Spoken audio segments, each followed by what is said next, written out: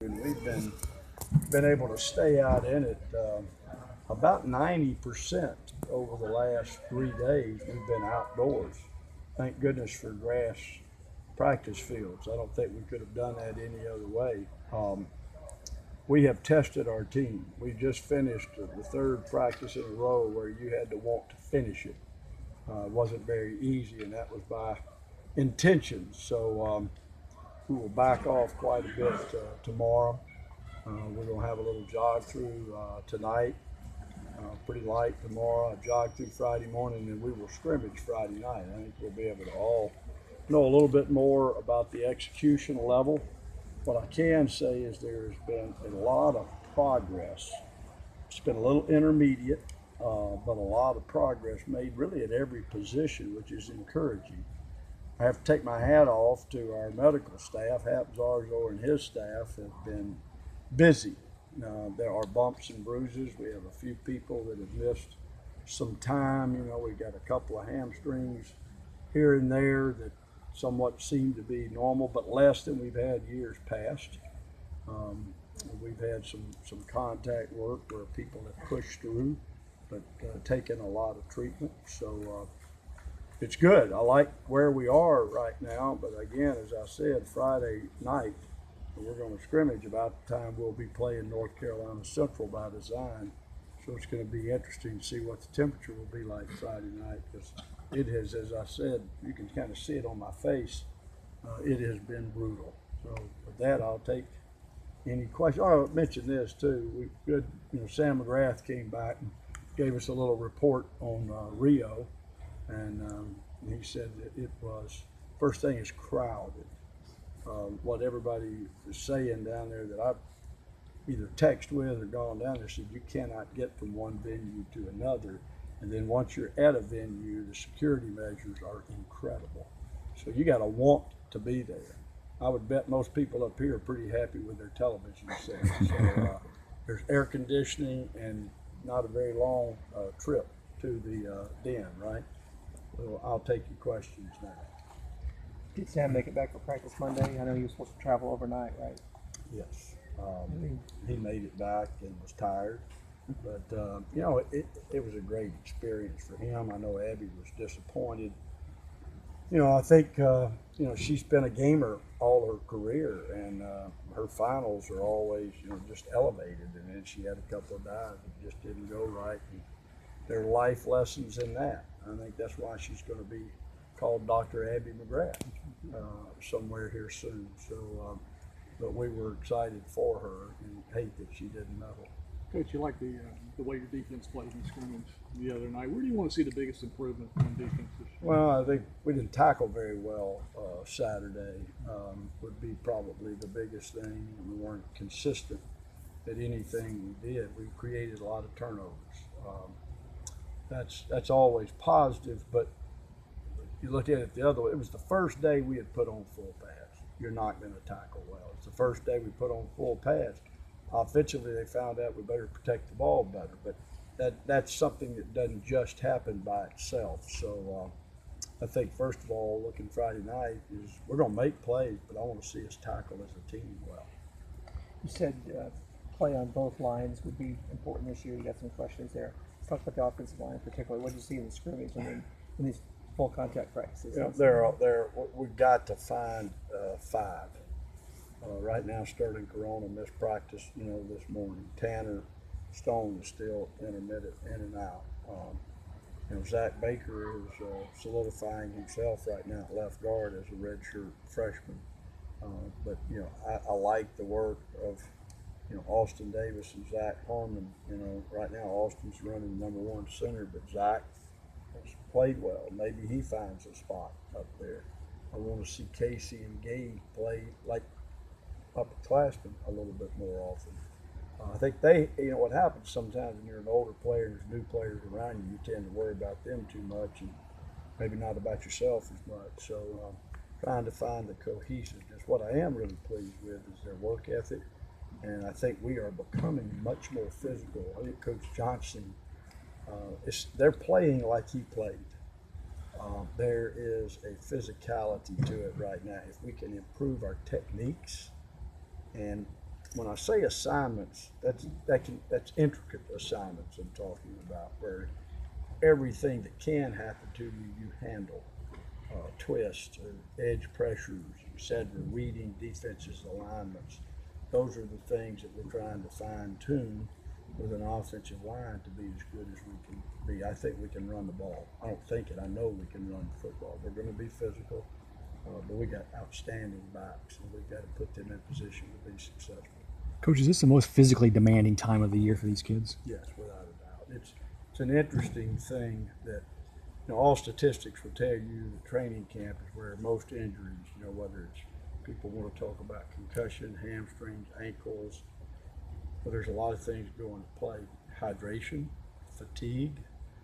You don't, in the season, we literally don't have pads on at all 4 days a week. Now you're putting minimally shoulder pads on, and 4 days a week. This week we will be in pads, counting Friday night. So this is the only time of year we can challenge them like that. I know there are a lot of coaches that don't put anybody on the ground in the fall, and I've thought about that, but I just don't think we can get our players ready to play. I think the NFL has exhibition games for a reason, not just to see what you look like, but also the players to acquire the techniques it takes to be safe.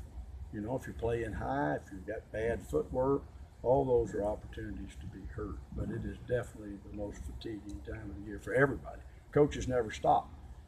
Our coaches are on the field or in the meeting room watching tape, and the technology today allows we shoot everything we do in tape in practice from right up there on that deck.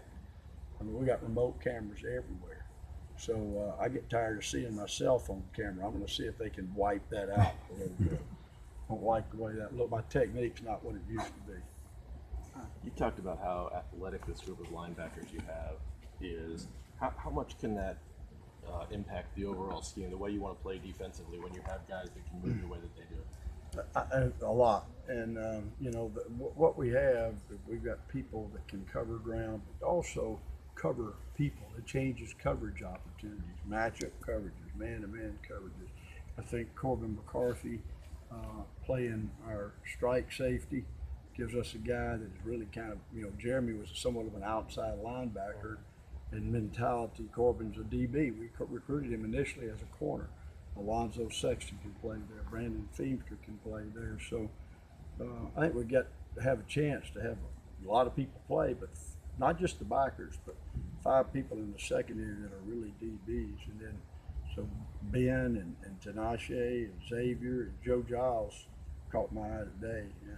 Joe Giles Harris, he really had a day today and made a lot of plays. So I'm encouraged. And our young people spent a lot of work. This first thing I'm going to watch. We spent our whole early jog through period with our freshmen being our top units, going against what we made our service team be our starters. It's going to be an interesting thing to see how they responded. But I'm liking watching those guys get better. The only way they're going to get better is get work. And so those young linebackers got some talent too, and they all can run. How has Parker's camp been? A week and a half in, and what's sort of the plan for him, given Thomas's comeback and what you want from Parker? Well, he's working hard. I want to see Parker be more consistent. I want to see Daniel be more consistent. And Quentin Thomas is getting some work, but he's not getting any of the true teamwork. So at that point, we got to look like we're ready to play a game, whether Thomas gets back or not. Thomas is the most experienced. Thomas is the most knowledgeable, but Thomas has to be well. I've said that all along. He's doing amazing, but I'm not going to put him on the field if he's not able to protect himself. That's got to be the key element. So I think we have a keen competition going at quarterback because what I'm looking for is consistency there. At what point do you need to see Thomas be back and doing the team stuff for him to be ready to play anything months? I don't know that it's going to be magic, but what I've got to see, so whether it's Tuesday of game week, which is the first real practice, I've got to see him cut, change directions, be able to run in the range of what his 40 time is. And, also I listen very closely to Hap and Kerry Mullinex. Carrie's his PT, and of course Hap's our head of athletic medicine, sports medicine. So, it's it's going to be, hip and tough right now as to whether he makes it back to that level. But no So you're matter, not going to play in this Friday night in the scrimmage. You're No, going to keep note of that he too. will not play at all. Is there anybody else you know for sure that won't participate? I guess Tanner. I hope Tanner does. Okay. But what is today? I have a hard time. Today's Wednesday. Wednesday. Yeah, we got 2 days, so I mean, could be that Sterling doesn't, could be that Tanner doesn't. I got to go in and assess where we are. But Brian Fields is a little sore, probably overworked. But I'm going to mention him. He's been incredible this camp. But that knee can only take so much, and he won't back down. So we backed him down a little bit today. But I assume I'd have to probably do something drastic to keep him off the field Friday night. But we'll see. We have a meeting this afternoon with our medical people, and we'll see where that is. but no matter who lines up at quarterback, he's got some pretty good people to hand the ball to. I would imagine you're pretty happy with that. Absolutely. I mean, but a quarterback has to make everybody around him better by his decisions, by his knowledge, and when you spread the field, there's a whole lot going on, and that quarterback's got to be the most consistent performer out there to get the ball to our weapons in the backfield, to get the ball to our weapons at tight end, our weapons at receiver. We got some people doing some pretty good things in all those areas, and we've got to be a quarterback that puts them in place to make plays. On the defensive line, which guys have stood out to you? A lot of new faces and new coach. A.J. Wolf is our leader there. Edgar Serenoid has had a really good camp, but all of the rest of them have had moments. That's what I just told them, and we're right now a really good football team at moments. Well, we play 60 of those, and you can't pick and choose when you're going to be playing at that level. So that's kind of where we are in the offensive and defensive lines. And the old story, if fatigue makes, as Lombardi said, cowards of us, it makes a lot of things of us. It makes us not very good thinkers. It makes it not very important to us at the moment. You know what I'm saying? And that's been the beauty of these 3 days. What's in terms of just the culture, personality? What's Coach Albert added to that defensive line? He is relentless. He is very knowledgeable. He's a manager and a mentor of young men. So, he can be hard on them because I don't know if anybody been around that loves him more than he does. And he's high energy. I think probably when we finish camp, he may be 180. I don't know. He's going hard at it, really doing a good job. Special teams has always been a big success of the program. Is it too early to say how far along those guys are coming right now? No, I think, again, they're a lot like our team. The talent's there. There have been some really good day today. A.J. Reed was perfect in all his field goal attempts. Hit the ball with range. I want to see us be more consistent in our kickoff game. But I think we're going to be fine. Austin Parker's been tremendous in the holding operation of that. And Austin's been good. Not everybody's going to be perfect as a punter, but his times are outstanding. The snap, Thomas Hennessy, of course, is great, but his hand to foot is right at Will Mundy's, which is unbelievably quick. And I think today he probably averaged 50 yards a punt without seeing the tape, and his hang time has been good. His location has been good. So I hope he's a gamer. That's what you kind of get into with specialists. But what we do have, we've worked hard in our return game. We got some competition as a punt returner going on. And then certainly Devon is best in the business back there on kickoff return. But every time I look at Sean Wilson run one back in practice, I know why he did what he did against Indiana. We got a lot of hungry people in that area. And then Coach Bridge has been tremendous with his energy and enthusiasm and his teaching. And Kirk Benedict, who's a graduate assistant for us, is actually assistant special teams coach. He's a guy that I trust, who's been here 3 years now working, 2 of them behind the scenes, just helping as an intern, and now all of a sudden on the field, those two are making a difference. What does it tell you when your team has trouble scoring touchdowns down in the red zone, and how do you go about correcting that? Well, that's probably one of the key elements in today's football. There's so many points scored. So you start with the red zone just looking at both sides of the ball.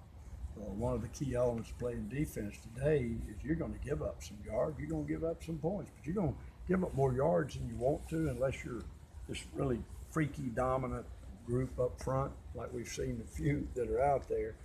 But it's getting stops in the red zone. When you're an offensive team in the red zone is where your focus has to be a little bit more like backyard football. Playmakers have to make plays, but you got to design, put them in position to make plays. We have a definitive philosophy there. If you can manage a good run game in the red zone, which we work hard at, then you're a little bit harder to stop. So we spend a lot of time working at that. So it takes playmakers, but it also takes planning. Scott Bracey been practicing in all the last 2 days. He said he couldn't do any work last He still hadn't done anything since day 2. So we're trying to get him well.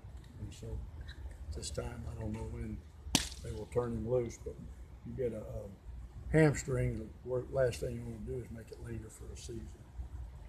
What are your thoughts on the ACC possibly moving to 9 conference games? I'm not in favor of it. I don't see any advantage to it. To me, there are so many other things we can focus on. And I think if we did it, it's only for financial reasons. But I would see people that support it. I see no reason. We're the same conference, Southeastern Conference. I spent my whole career there. We also have teams that are playing traditionally opponents from that league and others. We also have this Notre Dame thing on a rotation. So the ACC is probably playing overall maybe the toughest schedule right now of any conference team. So I don't see any value in it whatsoever personally. I don't know who's for it, who's against it. I hadn't bothered to pay attention. But you asked me a question and I would be vehemently against that. Would you be in favor of a rule that would require 2 non-conference Power 5 games regardless of? Well, we're kind of doing that, Yeah. anyway. So we're all playing, and when you Notre Dame, Army, there's people that count in Power 5, and I hear people complaining they can't get, games. To me, if we spend a lot of time on anything, I come from a conference originally that had traditional playing days, and you could work around those to set your schedule. I'd like to see some work done on that personally. That how great would that be for television inventory, fan inventory, to know that the 3rd Saturday in October, we know what's happening, and you plan ahead and you get more people traveling. Let's go to work on that. That seems to have a lot of value to me. I think our fans would certainly like that. I'm not trying to run the conference, Art. Look at him stepping. Saying hush while you're ahead. But ask me what I think. That's what I think, and I think it would make a difference. Thanks, Coach. Thanks.